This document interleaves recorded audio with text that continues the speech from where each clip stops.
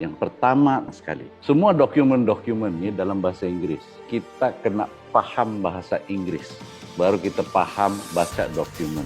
Kalau tidak, sia-sia kita tidak dapat baca dokumen.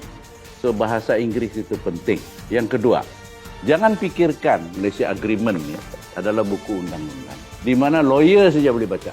Itu mitos, tidak betul. Kita ada 1.500 lawyer di Sabah. Lebih kurang sama juga bilangan dia di Sarawak. Dan kita ada 22.000 lawyer di Melaya.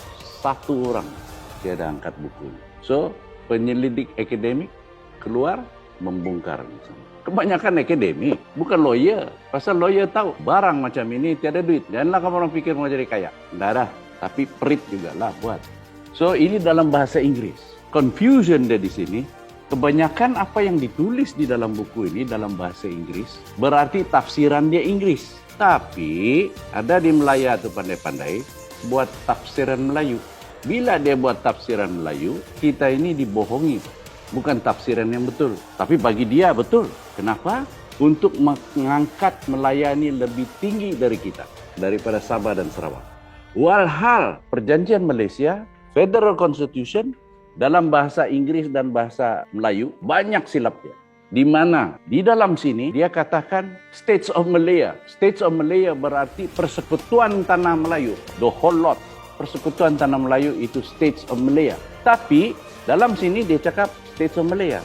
Kamu orang tengok dalam bahasa Melayu dia, negeri-negeri tanah Melayu. Salah. Dia mau kita itu setara dengan negeri-negeri tanah Melayu.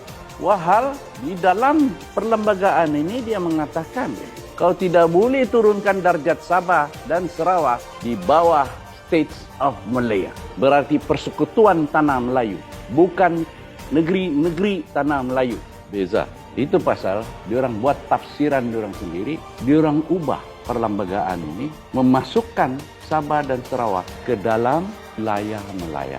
Oleh kerana dia masukkan kita di dalam wilayah Melaya itu, di sanalah kita punya pelantar benua yang minyak itu semua diambil diorang.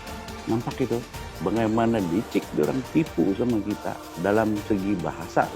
Kalau kita tidak fasih dalam bahasa itu, senanglah sih kita kena tipu. Memang kita kena tipu pun. 45 tahun kita kena tipu. Baru sekarang keluar. Jadi inilah untuk mempelajari ini. Kau kena harungi semua rintangan-rintangan. Orang Melaya itu pun ramai juga yang pintar-pintarnya. Dan pintar memusing, memutar belit. Pintar.